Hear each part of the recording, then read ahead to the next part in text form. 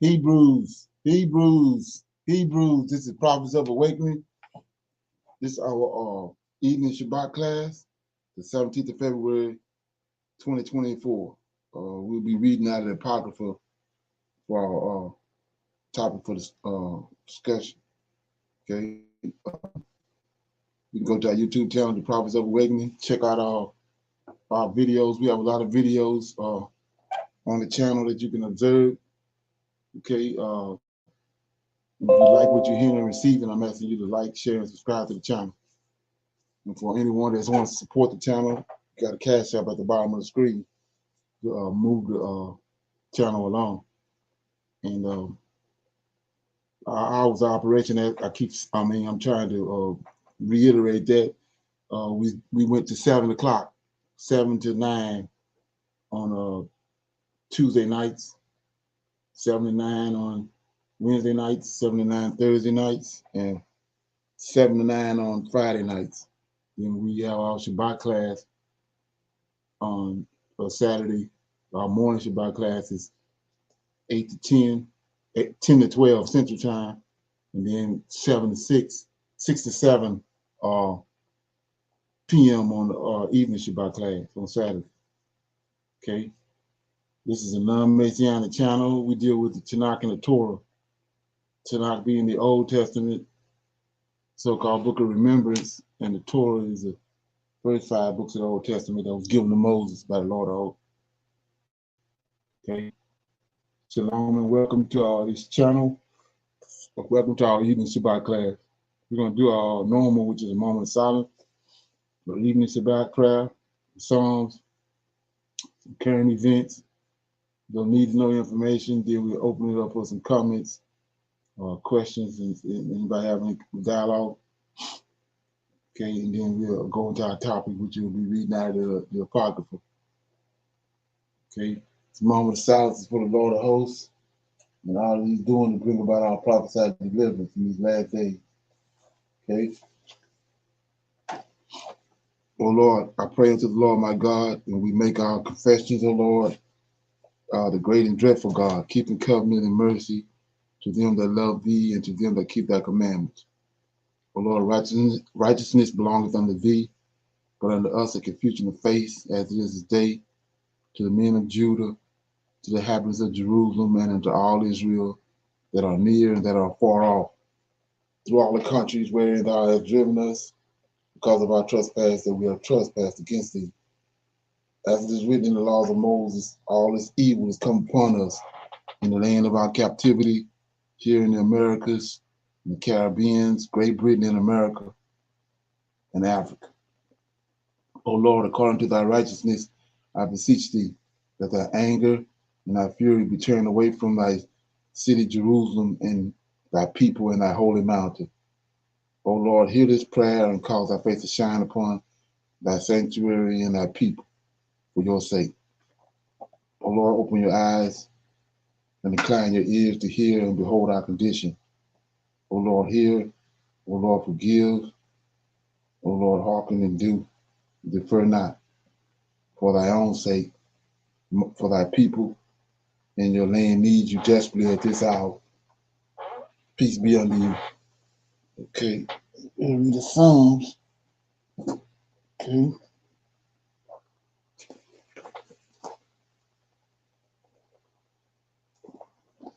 Okay.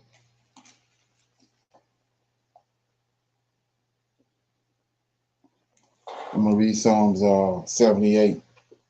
It's a reminder of God's goodness to Israel. It's a psalm of Asaph. It says, give ear, O my people, to my law. Incline your ears to the words of my mouth. I will open my mouth in a parable, and I will utter dark sayings of old, which we have heard and known, and our fathers have told us. We will not hide them from their children, showing to the generation to come the praises of the Lord and his strength and his wonderful works that he have done. For he established the testimony in Jacob and appointed it in Israel, which he commanded our fathers, that they should make them known to their children, that the generation to come might know them, even the children which should be born, who should arise and declare them to their children, that they might set their hope in God and not forget the works of God, but keep his commandments, and might not be as their fathers, a stubborn and rebellious generation, the generation that set not their heart aright, and whose spirit was not steadfast with God. The children of Ephraim, being armed and carrying bows, turned back in the day of battle. They kept not the covenant of the Lord of God, and refused to walk in his law, and forget his works and his wonders that he had showed them. Marvelous things did he in the sight of their fathers in the land of Egypt, in the fields of Zidon. He divided the sea and caused them to pass through, and he made the waters to stand as a heap. In the daytime also he led them with a cloud, and all night with a light of fire. He clave the rock in the wilderness and gave them drink as out of a great deep. He brought streams also out of a rock and caused waters to run down like rivers. And they sinned yet more against him by provoking the Most High in the wilderness. And they tempted God in their heart by asking meat for their lust. Yea, they spake against God. They said, can God furnish a table in the wilderness? And behold, he smote the rock, that the waters gushed out, and the streams overflowed. Can he give bread also? Can he provide flesh for his people? Therefore the Lord heard this and was wroth. So the fire was kindled against Jacob. And anger also came up against Israel, because they believed not in God and trusted not in his salvation. Though he had commanded the cloud from above and opened the doors of heaven, and he had rained down manna upon them to the earth, and had given them of the corn of heaven. Man did not man did eat angels' food. He sent them meat to the full. He caused the east wind to blow in the heavens, and by his power he brought it to the south wind. He rained flesh also upon them as dust, and feathered fowls like as the sands of the sea. And he let it fall in the midst of their camp, round about their habitation. So they did eat and were filled, and he gave them their own desires. They were not estranged from their lust, but while their meat was yet in their mouths, the wrath of God came upon them and slew the fattest of them and smote down the chosen men of Israel. For all this they sinned still and believed not for his wondrous works. Therefore, their days did he consume in vanity, and their years in trouble. When he slew them, then they sought him, and they returned and inquired early after God. And they remembered that God was their rock, and the high God their Redeemer.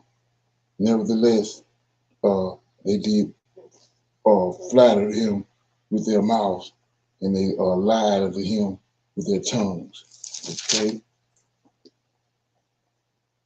For their heart was not right with him, neither were they steadfast in his covenant. But he, being full of compassion, forgave their iniquity and destroyed them not. Yet many a time turned he his anger away and did not stir up all his wrath. For he remembered that that they were but flesh, a wind that passeth away and cometh not again. How did they provoke him in the wilderness and grieved him in the desert? Yea, they turned back and tempted God and limited the Holy One of Israel. Okay, that was Psalms 78, a reminder of God's goodness to Israel. Anybody have any comments on that?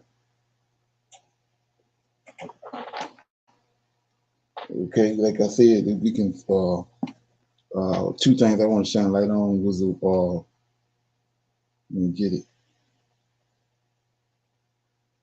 It says in 34, they was stiff necked, right? They wouldn't do the right thing. He continuously showed them compassion, but the more compassion he showed them, the more they turn away from him.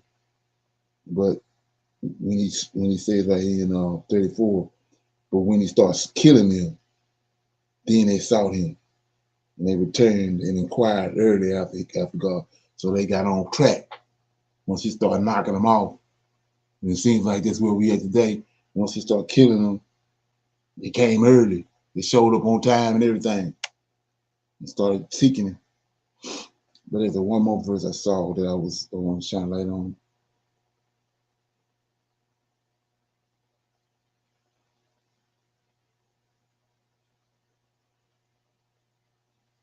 Yeah. So notice in 31 it says, he gave them water, gave them manna, bread from heaven that the angels eat. There wasn't enough for them. So they started crying for meat. So he gave them some meat.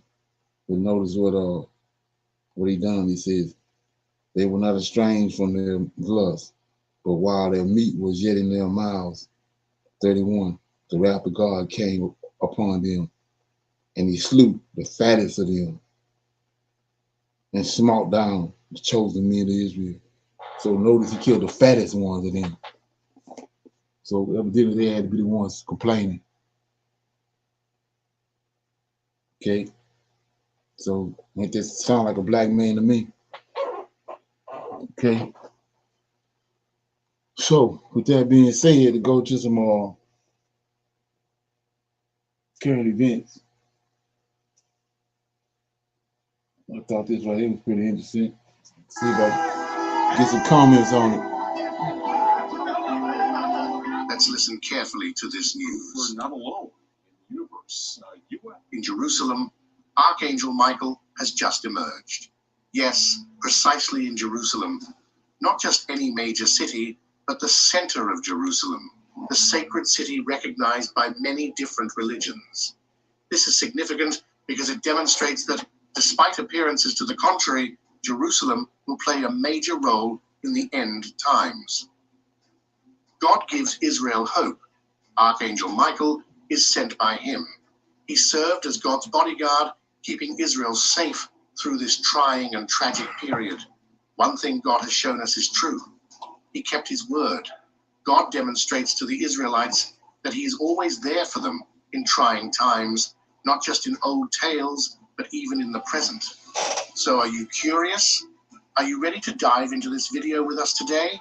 If yes, let's get started without wasting any minutes. Archangel Michael appeared in Jerusalem. It symbolizes God's protection over Israel and the resilience of the Jewish people despite centuries of persecution. Despite numerous attempts to annihilate them, the Jewish people have persevered and experienced divine protection, with God blessing Israel as a chosen people and continuing to watch over them. Archangel Michael appeared above Israeli armored vehicles, symbolizing God's protection over Israel during conflicts, with the historical background of Israel's resilience and strength. Israel faced overwhelming odds in the Six-Day War of 1967, gained control of Jerusalem, and received urgent assistance from the US to defeat a Syrian offensive, with some Bible scholars interpreting these events as paving the way for Christ's millennial rule. Okay, so what you think about that? They said Archangel Michael showed up in Jerusalem. Is that something to be believed? Oh, shalom. Okay. He's saying now, back then in 1968 or something, he said. What He time was said that? he showed up now and he showed up back during the time of the 6 Day War. Mm. No, sir, that Oh, is not no, to believe. No, sir. no. Right, okay. Ain't this so? Yeah. They show you how they operate right there. They know, I mean, they gave us JC. Mm-hmm. They want to tell you that the real Redeemer showed up with Ed. Right. That's That crazy. tells us a lot. Well, yeah, they throw their hand high. They throw throw a rock and hide their hand. Is that something? Oh yeah. I thought that was pretty interesting. Okay. Alongside the United States, have been exerting control over African nations, using countries like Nigeria and regional bodies, such as ECOWAS, as their instruments. They've been pressuring Niger, even threatening a military takeover. Amidst these tensions, Niger's leader, Abdul Ranani, chose silence. Little did the world know he was crafting a plan, a strategy so bold it's poised to send shockwaves across continents. Chiani, undeterred by threats of invasion, bolstered his military might. But now, he's ready to unveil a more profound move, a masterstroke set to punish France and even the Western Bloc in a way you'd never imagined. How could this impact the long-standing prosperity of Europe? Stay tuned to the very end of this video as we uncover Niger's groundbreaking maneuver, a move that's rewriting history as we know it. Let's begin. In an unprecedented turn of events, the political landscape in Africa is undergoing a seismic shift. Historically, whenever an African nation aspired to break away from Western dominance, Western powers resorted to coercive measures to maintain their grip. This time, however, Niger is rewriting the playbook. After a significant coup in Niger, European nations, particularly France, were keen on overturning this change. They believed they could wield influence through ECOWAS, going so far as to threaten military intervention to reverse the coup. However, they underestimated Niger's strategic position and ability to significantly impact Nigeria, ECOWAS, France, and Europe. Niger's first retaliatory action. Did you know that Python is now the #1 programming language in the world?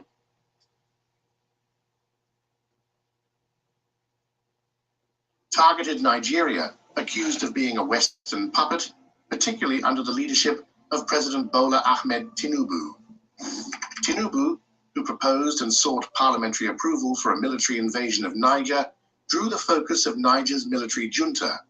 In a bold move, Niger announced the suspension of all liquefied petroleum gas, LPG, exports, a decision that directly impacts Nigeria, a primary recipient of these exports. This announcement followed a 2020 agreement for petroleum product importation between the two nations, signaling a drastic shift in relations. Niger's decision to prioritize domestic LPG needs over exports is a strategic maneuver. The country plans to channel its LPG surplus for domestic use, which aligns with initiatives to reduce reliance on fuel subsidies and address transportation challenges. The suspension of LPG exports to Nigeria has immediate and tangible effects. In Nigeria, the price of LPG has skyrocketed, creating a domestic crisis. This price hike is attributed to fluctuating foreign exchange rates and international market dynamics, underscoring Nigeria's vulnerability to external supply shocks. At the heart of this escalating tension is Nigeria's President Tinubu's push for ECOWAS to intervene in Niger's internal affairs, including the possibility of a military incursion. Niger views these actions with deep suspicion, and the LPG export suspension is a clear message of disapproval. While contemplating military intervention in Niger as a last resort, the West African regional bloc finds itself in a precarious position, balancing regional stability with the sovereignty of its member states. As tensions escalate in the region, Nigeria, in a decisive move, cut off the electricity supply to Niger. This strategic action was designed to pressure the leaders of the recent coup in Niger. Meanwhile, in Abuja, Nigeria's capital, military chiefs from West African countries convened to formulate a response.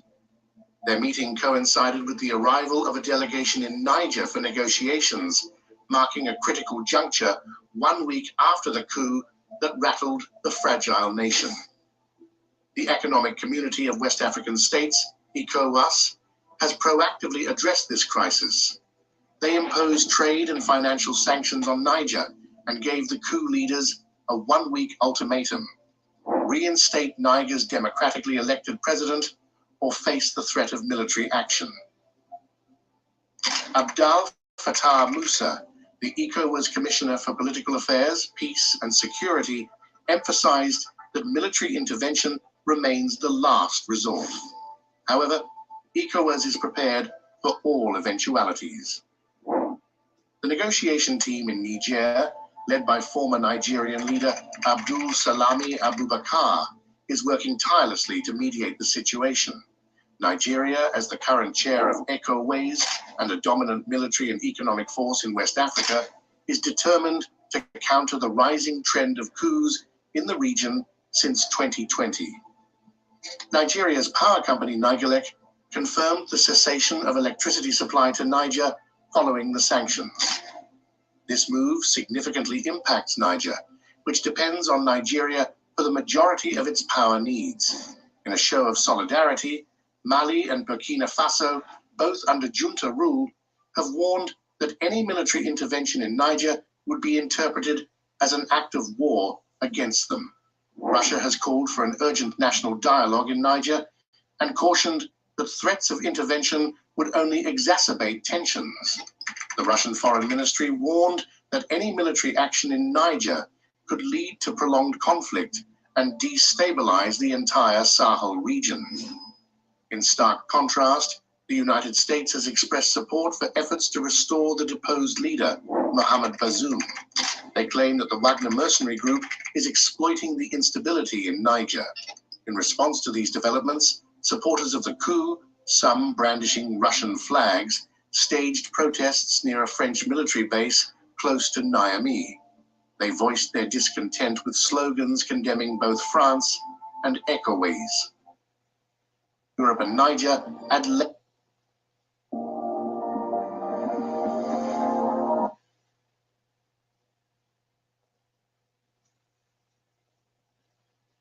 TSGP agreement, expecting Niger, now viewed as an opponent, to adhere to the pact seems unrealistic. Perhaps the Nigerian government and European authorities failed to fully appreciate the mutual benefits the pipeline would bring to all parties involved. In stark contrast to Europe's approach, Algeria has adopted a more pragmatic stance. Recognizing the immense economic benefits the TSGP could bring to all involved nations, Algeria focuses on long-term advantages rather than immediate conflicts. This approach underlines the importance of strategic planning and diplomacy in international relations, especially in projects of such magnitude as the TSGP. The Nigerian president's approach to dealing with Niger has been a subject of criticism and concern. His decision to focus on an adversarial relationship with Niger, even considering a parliamentary request for military intervention, has caught many off guard. This stance not only diverts attention from Nigeria's internal challenges, but also undermines the potential benefits of the Trans-Saharan Gas Pipeline, TSGP. Nigeria, blessed with the largest oil reserves in Africa and significant natural gas deposits, stands as a key player in the TSGP. The majority of the 30 billion cubic meters of gas expected to be channeled through the pipeline is to come from the Niger Delta, a region critical to Nigeria's status as the continent's second largest gas exporter after Algeria. However, without the TSGP, these vast reserves risk remaining untapped, unable to reach the lucrative European market. Europe's energy scenario amplifies the importance of this pipeline. In 2021, a substantial portion of Europe's energy mix, approximately 1/3, depended on natural gas. This dependency permeates various sectors, including power generation, transportation, and heating. In that year, a significant 76% of Europe's energy production relied on the combustion of fossil fuels, with natural gas constituting 34%, oil 31%, and coal 11%. Renewable sources like hydropower, solar power, wind, and biofuels contributed 14%, while nuclear power made up the remaining 10%. This heavy reliance on natural gas underscores the gravity of the situation for Europe. If the TSGP fails to materialize due to the ongoing political tensions, Europe could face severe consequences. The interruption or absence of a reliable gas supply would not only strain Europe's energy infrastructure, but also challenge its efforts to maintain energy security and economic stability. Europe's energy infrastructure, particularly in countries like Germany, has long been anchored in natural gas due to the affordability of Russian supplies. This reliance has thrust the need for alternative energy sources to the forefront, especially with Russia imposing constraints on gas supply. This backdrop accentuates the critical role of the Trans-Saharan Gas Pipeline, TSGP, as a potential alternative. Europe's status as the world's top importer of natural gas was evident in 2021. Major consumers like Russia, Germany, the UK, Italy, and France guzzled 3/4 of the continent's total energy supply, amounting to 10,073 terawatt hours from gas. Okay, so you say, why am I playing this? Well, it says in Isaiah chapter 60, arise and shine. Let your light shine, because the Lord is seen over you. So we can see it happening right here. All this, everything's starting to be redirected toward Africa, and specifically West Africa, because that's where the Israelites are at. You can see it happening. They're throwing tantrums. In the past, a little country like Niger and Brewing Fish would have been got them in line, but it's not happening no more. It's not business as usual, and they see themselves falling. Okay, any comments on that?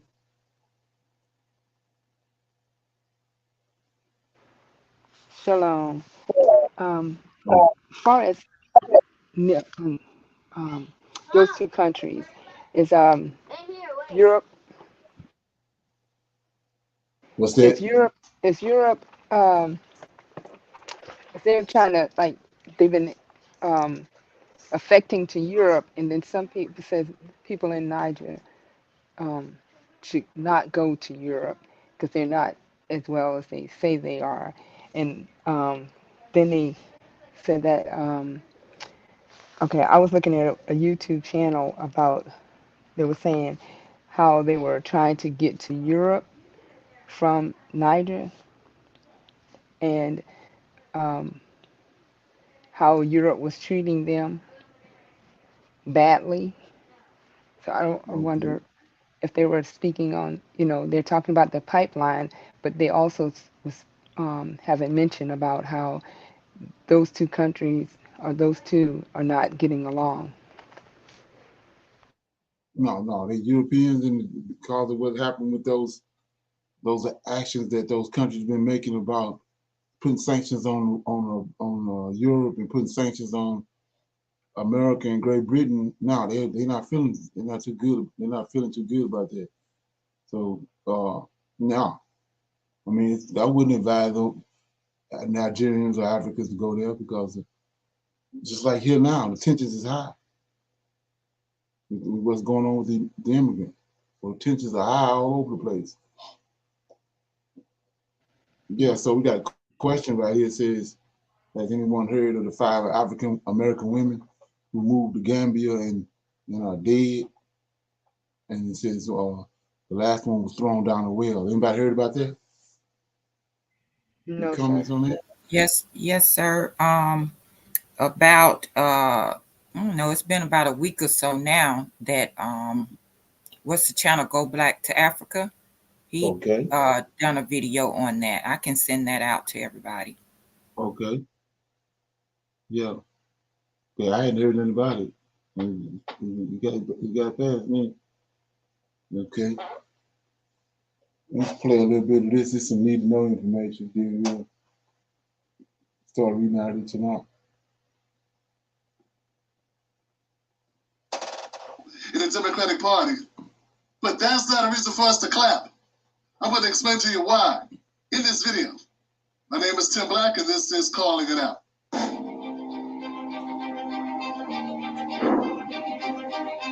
On Wednesday, Jim Clyburn announced he will be doing us the sacrifice of him stepping down as leader of propaganda and misinformation for the Democratic Party as assistant leader of the Democratic caucus. You know what?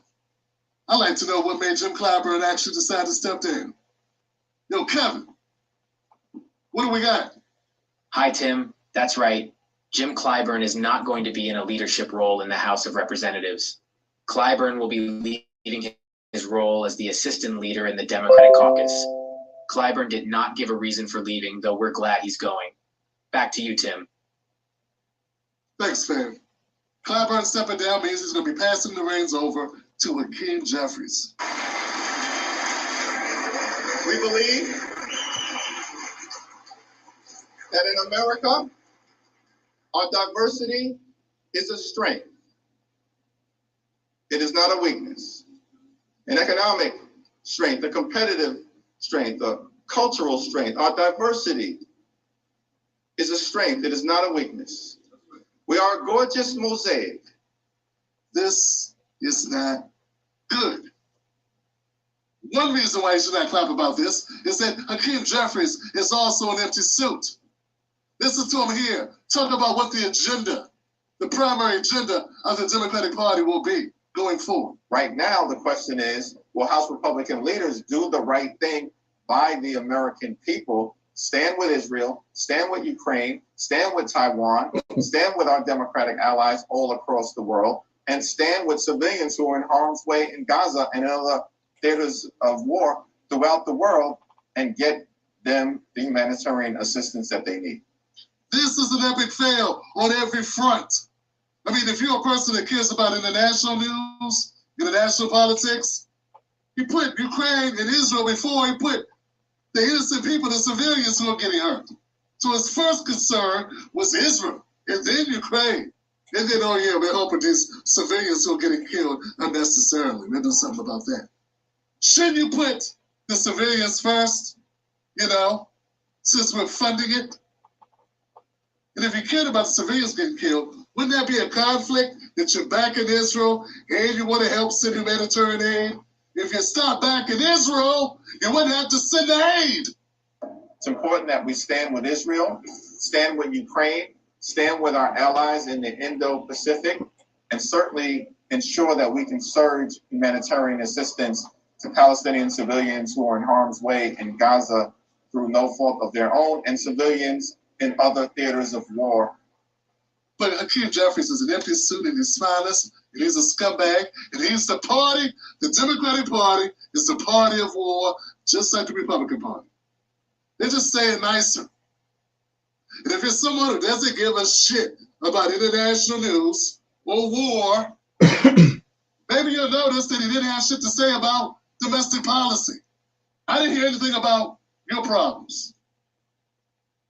I didn't hear Hakeem Jeffries say anything about what is going on Main Street, on your street, my street, or any other street that you happen to live on, folks. Whether it's in the hoods or the backwoods, whether it's the trailer parks or the tenements. I didn't hear anything about that. What I heard real clearly, but here's the clear it out. What I heard was Ukraine, Israel, and more foreign country nonsense. So when I say don't clap about Jim Clyburn stepping down, he just passing the trophy or the baton to further compromise individuals who have a lot more years ahead of them to do the same garbage that Jim Clyburn has been doing. But Tim, what about the Democratic leadership positions? Well, there's someone who's been working underneath Clyburn who's a protege, Representative Jonah Goose out of Colorado. What good could this guy be if he's been working underneath Jim Clyburn? If you've been tutoring under Jim Clyburn, what could you possibly be learning that would actually help American citizens? Learn better ways to neglect voters, learn better ways to take money from big pharmaceutical companies, learn better ways, more advanced, efficient ways to take money from AIPAC, maybe. That's about all they're good for. Folks, what I'm trying to tell you is, Jim Clyburn is stepping down, but he ain't stepping away. I'm disappointed in the fact that we were unable to move this arrogant egomaniac out of the way all these years. Well, thank you very much for having me. There's no question about there is a difference in the approach of younger people than those of us who are older when it comes to politics. But we older people focus almost 90% of our time on substance. The younger people are more into style. And what we've got here is a classic example of some people selecting the style of the candidate over the substance of the candidate. Folks, Jim, what are you doing? Go start a YouTube channel. Go start a TikTok channel. Go start an Instagram Reels. Get involved. Join that shitty threads on Facebook. Become a part of waking up fellow citizens. You ain't got to be no damn newscaster. Newscasters, most of them, are scumbags. They company men and women who do whatever their bosses tell them. Nah, we need truth tellers. The fact that someone like Jim Clyburn could stay in office this long is pathetic. Okay. Any comments on that? I think the video speaks for itself. Anybody got any comments on it? No, sir. Okay. What's that? Oh, no, Okay. sir. I said I had no comment. Okay.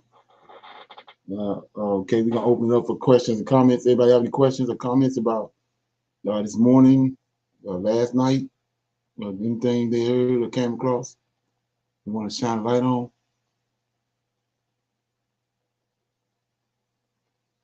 Okay, no questions, no comments. We'll go to our topic, which is I'll be reading out of the Apocrypha. Okay, let me see. I was trying to touch on a little bit what we was dealing with this morning. Okay, I want to shine a light on the fact that if you go to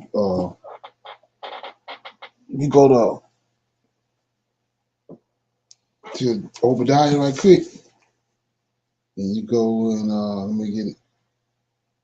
Go to Obadiah, and it says it's only one chapter in the book of Obadiah, and I want to go to chapter 10. Verse 10. I'm dealing with the fact that when the Israelites left, when the Israelites were kicked out of the land of Israel, so it says, "For thy violence against thy brother Jacob, changed." I'll read the whole thing. It's only one chapter. So it says, the vision of Obadiah. This verse 1. The vision of Obadiah. Thus says the Lord God concerning Edom. So he's shining a light on Edom. We have heard a rumor from the Lord. An ambassador is sent among the heathen. Arise, ye, and let us go up against her in battle. Behold, I have made thee small among the heathens.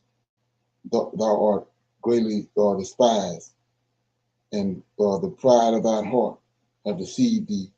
Thou that dwelleth in cliffs of the rocks, whose habitation is on high, that saith in his heart, who shall bring me down to the ground? So he says, the pride of thy heart deceived thee, those that dwelleth on high. So Esau is up in Mount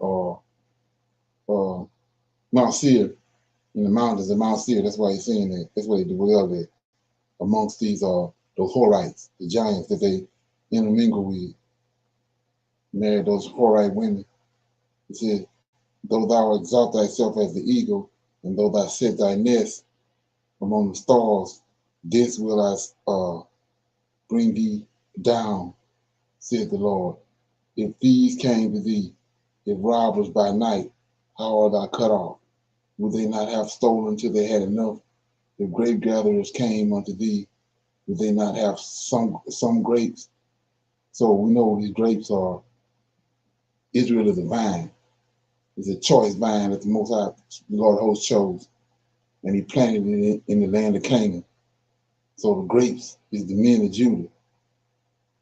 So he says, how are the things of Esau sought out? How is hidden things sought up? All the men of thy confederacy have brought thee even to the border. The men that were at peace with thee have deceived thee and prevailed against thee. They that eat thy bread have laid a womb under thee. There is none understanding in him. Shall I not in that day, said the Lord, even destroy the wise men out of Edom and the understanding out of Mount Seir? So what day is that? The day of the Lord is when he's going to deal with Esau. And then 9, and thy mighty men, O Teman, shall be dismayed to the end, that every one of Mount Esau may be cut off by slaughter. For thy violence against thy brother Jacob, shame shall cover thee, and thou shalt be cut off for forever. So I want to deal with that right here, what he just said right here for verse 9. And thy mighty men, O Teman, shall be dismayed, verse 9, to the end, that every one of the mount of Esau may be cut off. And the reason he's going to do it is for thy violence against thy brother, right? And we'll go deal with that. It's in First Maccabees. Jacob's shame shall cover thee, and thou shalt be cut off forever. In the day that thou stoodest on the other side, in the day that strangers carried away captive his forces, foreigners entered into his gates, cast lots upon Jerusalem, even thou was one of them. But thou shouldst not have looked on the day of thy brother, in the day that he became a stranger, neither should thou have rejoiced over the children of Judah in the day of their destruction. Neither should thou have spoken proudly in their day of their distress. Thou should not have entered into the gates of my people in the day of their calamity. Yea, thou should not have looked on their affliction in the day of their calamity, nor have laid hands on their substance in the day of their calamity. Neither should thou have stood in the crosshairs to cut off those that did escape. Neither should thou have delivered up those of his that did remain in the day of their distress. So we see right here from verses 10 to 11 is when you read it and look at the wording, this is when the Israelites left, right here. And it's not 70 AD. That's what I'm getting ready to go show you. It wasn't 70 AD. So it says, just to put more emphasis on it, first of all, it says in 11, in the day that thou stood on the other side, if you look at a map, you can see how close Edom is to Israel. They can stand right there on where they at, or the mountainous regions where they was at, and they can look and see what's going on over in the land of Israel. So they were sitting there and they saw when Antiochus and the Greeks came, and what they did while that was happening, they came in and stole the land. Like it says right here in verse 11. In the day that thou stood on the other side, in the day that strangers carried away captive their forces, that's the Greeks came in, and the Edomites came in and carried away their forces, and foreigners entered into the gates of Jerusalem, right? Then Esau came, cast lots upon Jerusalem, even thou was one of them. So what lots? When Joshua came, and we were talking about that this morning when they came and they was killing the giants and removing the Amorites, they would set up lots, 12 lots, which is plots of land for each tribe. So Esau came when the Most High sent the Greeks to run the Israelites out like Daniel had prophesied. They was there waiting on that opportunity to take advantage of when the Israelites was ran out. And they came in and stole the land by the same names and took the same names as Israel by lot, which takes us back up here to verse 4. I hear a lot of people talk about this verse 4, but they got it all twisted. It says in verse 4, though thou exalt thyself as an eagle. If you go back and look at America as an eagle, the Greeks had an eagle, so they hide among the Gentiles. They had league with the Gentiles. It says, though thou exalt thyself as an eagle, and though thou set and those that set thy nest among the stars. So you go to Joseph, when Joseph had a dream and all that, he said that he saw 11 stars bowing down to him. So the Israelites are the stars. And so Esau came and stole the land of Israel. That's what the nest said. So he didn't set their nest among the stars. And so you say, what are you talking about? That's what I was telling you about the minor prophets. All the minor prophets is talking about this very situation. That it's a whore in Israel. It's a whore, it's an imposter in the land of Israel, which is Esau. Which nobody seems to know that today. You know, they ain't figured that out. But it's a whore there posing as Israelites. And it started in 143 BC, like I said. But verse 12 says, but thou should not have looked on the day of thy brother in the day that he became a stranger, when he was cast out the land, like Daniel prophesied in chapter 12. It says, no, chapter 8. He said, but thou should not have looked on the day of thy brother in the day he became a stranger, neither should thou have rejoiced over the children of Judah in the day of their destruction. Neither should thou have spoken proudly in the day of their distress. Right? So then it says, and thou should not have entered into the gates of my people. Like I said, they was next door neighbors, family members, because it's Esau's brother. Esau is Jacob's brother. So they should not have entered into the gates of my people in the day of their calamity, the day that Gabriel explained to Daniel was coming. They was going to get cast out. It says on their affliction, right? So let's look at that. It says 13, thou should not have entered into the gates of my people in the day of their calamity. Yea, thou should not have looked on their affliction. What affliction? Isaiah 53. This right here shows you who the suffering servant is. Also, he was bruised and he was afflicted. That he is the nation of Israel, men of Judah, the men of Israel, and specifically the Levites, the children of Jerusalem, Judah, Benjamin, and Levi. Says they should not have entered into the gates of my people in the day of their calamity, and thou should not have looked on their affliction. That's the affliction that's in Isaiah 53. In the day of their calamity, nor have laid hands on their substance in the day of their calamity. So what I'm going to shine a light on is this day of distress, this day of calamity. Verse 14, neither should thou have stood in the crosshairs to cut off those that did escape, and neither should thou have delivered up those that did remain in the day of their distress. So now we go to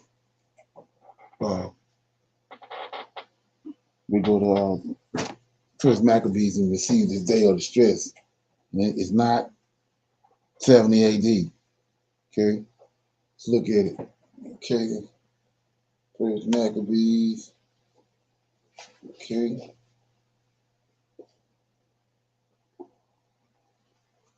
So like I said before on other occasions, I read this little bit right here. When Antiochus came, it says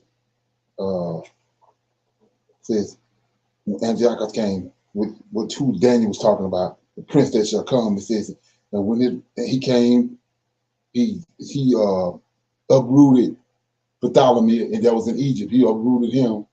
Then he came and uprooted the Israelites, and just like it had been prophesied. It says, when this rule appeared to Antiochus to be established, he conceived the idea of becoming king in the land of Egypt, so that he might reign over 2 kingdoms. So he entered Egypt with a strong force, and with chariots, and with elephants, and a cavalry, and a great fleet. And he made war on Bartholomew, Egypt, and show you these people the level of their deception is nowhere in the King James. What I'm reading right here, there's nowhere in the King James. But not only that, it's nowhere in history.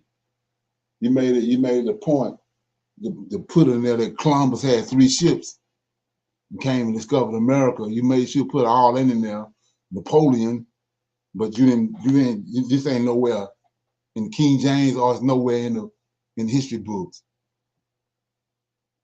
controlling the information. So it says, so he entered Egypt with a strong force and with chariots and with elephants and a cavalry and a great fleet. And he made war on Ptolemy, king of Egypt. And Ptolemy turned and fled before him, and many fell wounded. And they captured the walled cities in the land of Egypt, and he plundered the land of Egypt. And so here it goes right here. This is where it started. After subduing Egypt in the 143rd year, the year I'm telling you about, what we're reading about in Obadiah, the time of Israel distress, in the day of their calamity. Says after subduing Egypt in the 143rd year, Antiochus turned back, came up against Israel, the holy people, entered into Jerusalem with a strong force. See, so these Edomites sitting there looking at this, they next door neighbors, and in his arrogance, he went in the sanctuary, took the gold altar, the lampstand, the lights, and all the furniture and the table from the presentation bread and the cups and the bowls and the gold censers and the curtains and the crowns, the 2 crowns, one for the high priest and one for the king, and the gold ornamentation on the front of the temple. He stripped it all off.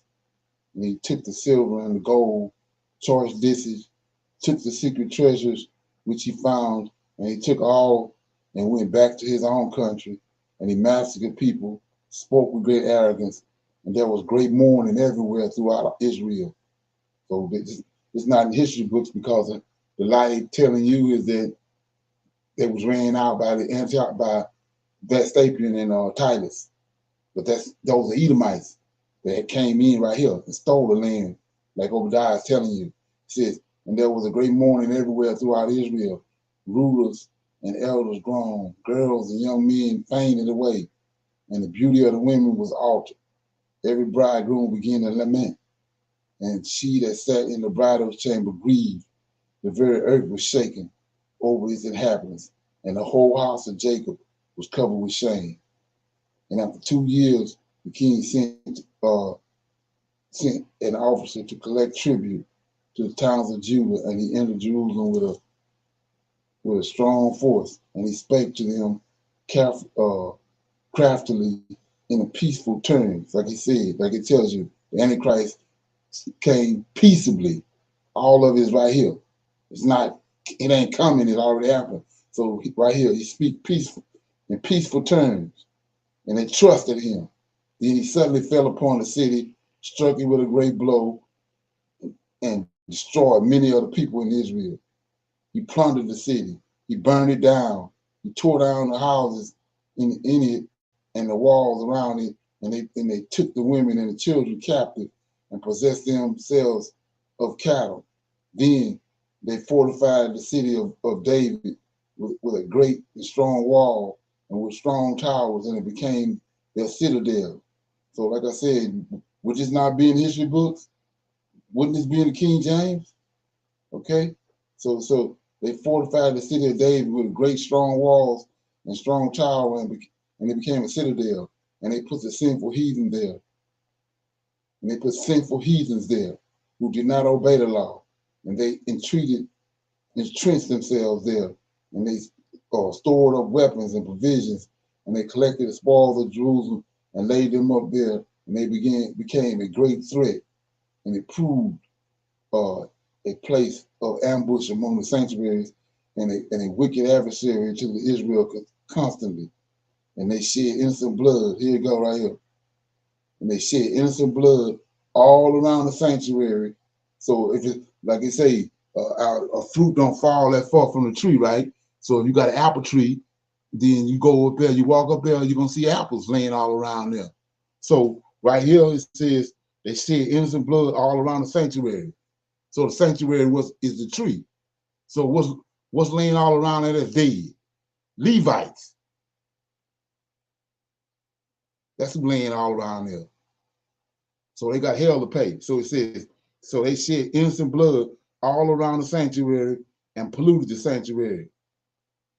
So why did they pollute the sanctuary? They killing the Levites. It's no different than what their great grandfather did to Abel. Killed Abel. and shed the blood. And the Lord Yahweh said the blood went all the way up to heaven, to the gates of heaven. So it says, the inhabitants of Jerusalem fled away because of them. And she became a place of where strangers lived. And she became strange to her own offspring, and her children forsook her. So let's look at that right quick. So they killing all these Levites all around the sanctuary, and they polluted. That's what Daniel's talking about. Not this bull crap they're talking about in the future, Antichrist coming. So let's look at it. So if you go to Ezekiel, so he's the creator and the Lord of hosts is saying things, but nobody getting the understanding on why he's saying it. So we in Ezekiel, right? And it says in 35. Okay, I got to go to two places. So I'm in Ezekiel 35, starting at verse 1. It's a prophecy against Mount Seir, which is Esau. And so he says, moreover, the word of the Lord came unto me, saying, Son of man, set thy face against Mount Seir, and prophesy against it, and say unto it, Thus said the Lord God, Behold, Mount Seir, I am against thee, and I will stretch out my hand against thee, and I will make thee most desolate. So, and I will lay the cities waste, and thou shalt be desolate, and thou shalt know that I am the Lord. Then here you go. This is why. Because thou hast had a perpetual hatred, and hast shed the blood of the children of Israel by the force of the sword in the time of their calamity. There you go. There go the calamity, that same calamity in Obadiah. What I'm showing you is that's in First Maccabees. That ain't King James. But the King James is supposed to be holy. Okay, so it says, because thou hast had a perpetual hatred, and hast shed the blood of the children of Israel by the force of the sword in the time of their calamity, in the time that their iniquity had came to an end. Therefore, as I live, says the Lord God, I will prepare unto thee blood, and blood shall pursue thee, since thou hast not hated blood, even blood shall pursue thee. So let me read that again. I'm in First Maccabees. Chapter 1, verse 37. And they shed, this is what the Israelites did, this is what the Edomites did. And they shed innocent blood all around the sanctuary and polluted the sanctuary itself. So that's what he's talking about in Ezekiel 35. Because they shed innocent blood when the time when Israel was the prophecy that came to the end that he's gonna destroy the nation of Israel. So let's look at that. Make this plain. So in Daniel, go to Daniel, right? It says, Gabriel came to Daniel and he said in verse 18, now as I was speaking, okay, let me get from in the right place. Okay. Yeah. Chapter 18. Now as I was speaking, Daniel 8 and verse 18. Now as I was speaking as he was speaking with me, I was in a deep sleep on my face toward the ground, but he touched me and set me upright. And he said, here you go right here, behold, I will make thee know what shall be in the last end of indignation. So I'm gonna make this plain. So we see right here, he ain't talking about nothing in the future, about no way up in the future where we at now. He says, and he said, behold, I will make thee know what shall be in the last end of indignation, for at the time of the end shall it be. So what end? You go back to Ezekiel. Let's look at it. You go to Ezekiel, verse 5, 35 and 5. Because thou hast had a perpetual hatred and hast shed the blood of the children of Israel by the force of the sword in the time of their calamity, in the time that their iniquity had an end. That's go to end right there. It's not the end of the world. He was sick of the Israelites in his land, turning their back on him, worshiping other gods. So he brought the nation of Israel to an end, not the end of the world. And we saw that this morning also when the 7 Israelite boys was killed. When he said it's going to be purified and turn white, and many of them was going to shine. It's right here when they were slaughtering the Israelites, and Antiochus was torturing him, and they wouldn't bow down to him. They'd rather die like the Shadrach, Meshach, and Abednego did. If you're gonna put us in the fire, put us in there. If you burn us up, all we're gonna do is ascend into heaven where our Father's at. Do what you gotta do. So the same thing happened right here. But so anyway, so when you go to Ezekiel 37, based off the information that was just presented, and you go to Ezekiel 37, and this is what he's talking about in 37, and I start at 21, and this is the dry bones. It says, and say unto them, thus says the Lord God, behold, I will take the children of Israel from among the heathen, whether they be gone, and I will gather them on every side, bring them into their own land, and I will make them one nation in the land upon the mountains of Israel. One king shall be king over them all, and they shall be no more two nations, neither shall they be divided into two kingdoms anymore. Neither shall they defile themselves anymore with their idols, nor with any of their detestable things, nor with any of their transgressions, but I will save them out of all of the dwelling places wherein they have sinned, and I will cleanse them. So what do he mean right here when he say I'm gonna cleanse them? He gotta punish the people that shed blood all around the temple. They killed Israelites all around, especially around the temple. In the temple, all that area was holy, and they slaughtered Levites, God's messengers, God's servants, the Lord of hosts servants. They slaughtered them all around, so the land has to be cleansed. So guess what? He brought them there in 1948 for that specific reason. Just like they shedded blood way back then, and when they got the land, he's gonna shed their blood right there in the same place. That's the only way to cleanse it. That's what's coming. Ain't no damn Antichrist coming. That's what's coming. Judgment. We at the end of our judgment. So that's what's getting ready to come right there. And that's what he's talking about in these different verses. But people trying to look at it from a Christian perspective, when a Christian, it ain't got shit to do with a Christian perspective. It's got to do with thinking like a Hebrew and understanding what happened in the past and what's got to happen in the future in order for us to return back to where we came from. So anyway, I'm gonna go back to the first Maccabees and shine a light on what actually happened in 143 BC. So it says, and she, this Israel, like I said, this the real woman. Well, right now for the last 2,000 years or so, we've been dealing with an war. So especially since 1948, it says, the inhabitants of Jerusalem fled away because of them, and she became a place. She, the nation of Israel, Jerusalem, became a place where strangers lived. And she became strange to her own offspring, to the real Israelites, because they gone. They being driven out. And her cities were forsook her. Her children forsook her. Her sanctuary became desolate, just like Daniel said. So you can't go from Daniel to Revelations. The two of them ain't got nothing to do with each other. That's a Gentile heathen concept. So then it says, her sanctuary became desolate like the wilderness. Her feasts were turned unto grief. Her Sabbath became a reproach, and her honor became contempt. And her dishonor was as great as her glory had been, and her exaltation was turned into grief. Then the king wrote to his whole kingdom that they should all become one people, and everyone should give up their particular practices. And all the heathens ascended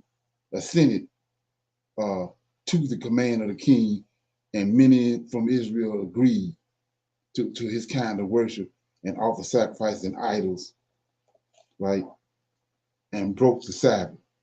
And the king sent word by messengers to Jerusalem and the towns of Judah to follow practices foreign to the country and to put a stop to whole burnt offerings and sacrifices and drink offerings at the sanctuary, and to break the Sabbath and profane the feast and pollute the sanctuary, and to build altars and sacred precincts and idol temples and sacrifice hogs and unclean cattle to leave their sons uncircumcised and defile themselves with every unclean, profane practice, so that they might forget the law and change all their religious ordinances, and anyone who did not obey the command of the king died. So right here, if you read this, you can see these actions that you waiting on Antichrist to do. You go to Antichrist right here. These is the very things you waiting on Antichrist to do. It was done right here. Except that then, when this happened right here, it had a temple that Daniel told you about. Ain't no damn temple now. So how the Antichrist is gonna do something and ain't no temple? And can't no Israelite, can't nobody but Israelites build a temple to the Creator. Even if they build a temple now, it ain't the temple that the prophet's talking about. The temple the prophet's talking about is Zerubbabel's temple. This was happened right here. He says that the Messiah was going to come back in Daniel 9:25, which was Zerubbabel, and Joshua, the king and the high priest, came back. They rebuilt the temple. Then Daniel 9:26 say, the prince that shall come, Antiochus, came. And he destroyed the temple. This is what he did right here. Like I said, we know it's a controlled demolition job on our mind, because of this information ain't in the history books, and it's not in the King James. So you've been straight up duped. So then it says, so that they might forget the law. That's where we at. That was our Psalms 83. So that they may forget the law and change all religious ordinances, and anyone who did not obey the king, they died. And he wrote to his whole kingdom to this effect, and he appointed inspectors over all the people, and he ordered the towns of Judah and every one of them to offer sacrifices, and many of the people and everyone who was ready to forsake the law joined them, and they did wrong in the land and forced Israel to hide in every hiding place that they had. So there it is right here. This is when Israel was kicked out of the land in 143 BC. I want to read something else I read. It says, the king wrote to his whole kingdom that they should all become one people, and everyone should give up his particular practices, right? Keep it, if we're going to focus on this word practices. And all the heathens ascended to the king's command, and many from Israel agreed to his kind of worship and offered sacrifices of idols and broke the Sabbath. And the king sent word to the messengers in Jerusalem and to the towns of Jerusalem to follow practices foreign to the country, and to put a stop to whole burnt offerings and sacrifices and drink offerings at the sanctuary. So what is that? That's the oblations. So let's look at what Daniel said. So you're looking for Antichrist and all that, you're looking in the wrong place. You've been tricked. So it says right here, Daniel 9, I just talked about this. Daniel 9, verse 26. And after 62 weeks shall the Messiah be cut off, but not for himself. The Messiah right here is Zerubbabel. Messiah shall be cut off, but not for himself. And the people of the prince that shall come shall destroy the city and the sanctuary, and the end thereof shall be with a flood, and unto the end wars and desolations. Then 27. And he shall confirm what I just read. He shall confirm the covenant with many for 1 week, and in the midst of the week he shall cause the sacrifices and the oblations to cease. That's what I just read. Let's look at it. It says, and the king sent word to messengers in Jerusalem and in the towns of Judah to follow practices foreign to the country, and to put stop, see that, to whole burnt offerings and sacrifices and drink offerings at the sanctuary. That's what Daniel just prophesied. We don't get no plainer than that. So we go one more place. Daniel said. So Daniel said right here, focusing on these practices, he says, We talked about the king and the prince thing this morning. And Antiochus was a prince at first. Then his daddy died, and then he became the king. So he's the prince and the king. So it says in 24, Daniel 8 and 24, and his power shall be mighty, but not by his own power, and he shall destroy wonderfully, and he shall prosper and practice. There it is. And shall destroy the mighty and the holy people. So through his practices, he destroyed the mighty and the holy people. We're looking at it right here, First Maccabees. Antiochus, the Antichrist, when he came. Like I said before, there ain't been no temple in 2,000 years at least. So how Antichrist is gonna come without no temple? And we know them the Israelites over there. So there's got to be a temple the Israelites built. It's already been destroyed. He already done it. That's what Daniel was telling you. So it's like I said with the 400 years. Same way this right here, Abraham was telling the angel told Abraham that after you die, you're gonna die in your old age, and after you die, your children going into a land that's not theirs. That's Egypt. And the time of the Amorites is not yet fulfilled. And we know what the Amorites scattered all over the land of Canaan. You know, damn Amorites over here. So that's two major events, two major things that you off on. If you're looking for the Antichrist to come, you off. If you think that this is 400, the prophecy in Genesis 15 is tied to America, you off. And how in the hell you can't get to the truth? Ain't no way. Okay, so anybody got any questions or comments? Shalom. When you was reading about how they left and went along with the people, it brought to mind that they gave up fear. They didn't fear him anymore. So they were more with those people to worship the idols. They lost their fear of God. And now, as we're here now, and how people were getting back the fear of God, the fear of the Most High, and Right. studying it. Because when you don't have the fear of him, you can go and worship idols, go along to get along, because you're looking at a tangible thing. Those idols were tangible. That's something they could see. And they lost the fear of the thing they could not see. Okay. Anybody else have any comments before we close out?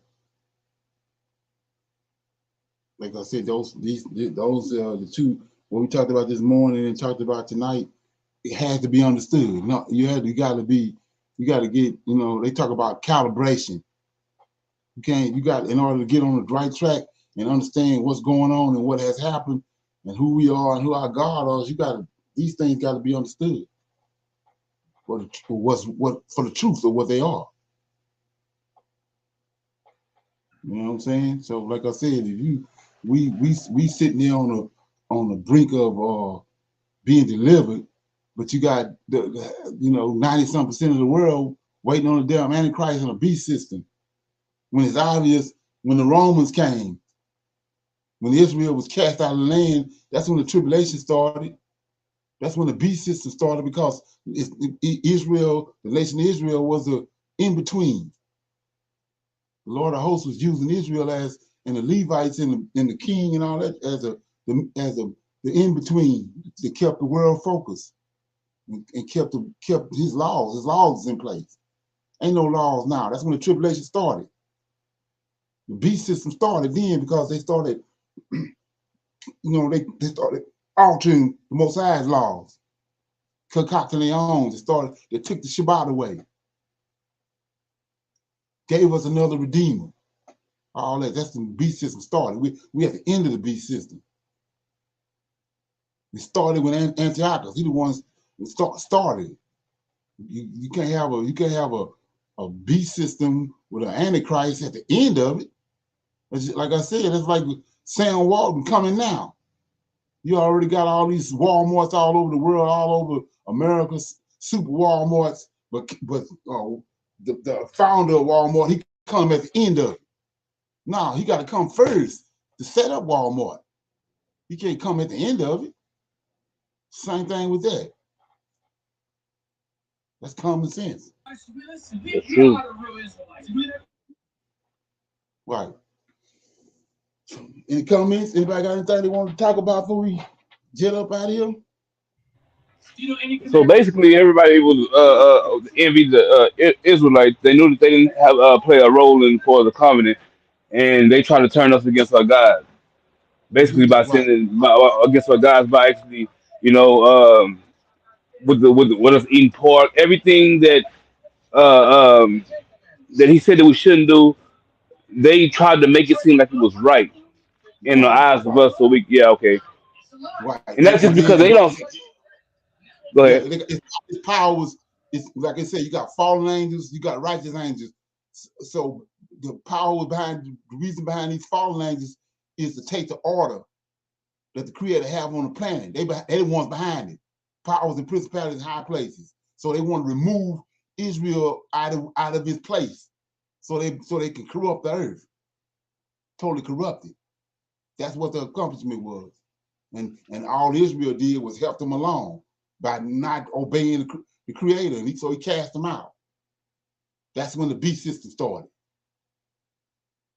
because none of his Okay. ain't no temple there, ain't nobody pushing his laws. That's when the beast system started. We're at the end of it. These powers and principalities use Antiochus, the Antichrist, to do that. He came and destroyed the temple. That's what Daniel's talking about. Yeah. Okay. Yeah. So what's up, Kenny? Holler at you, man. I see you out there. Okay. Anybody else got anything? Everybody good? Yes, sir. Okay. Yeah, I'm good. Yeah. All right. Like I said, I don't know if you heard us or not, D-Way, but we starting to have classes on at 7 instead of 8.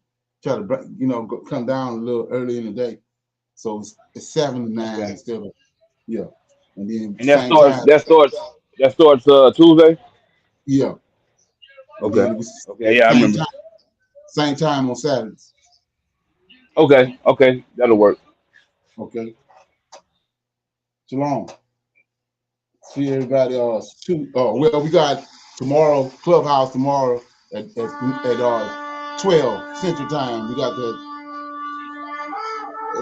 room on Clubhouse. Okay. Okay. Shalom. Shalom, fam. Shalom. I'll see y'all Shalom, tomorrow. shalom, everyone. Okay. Shalom.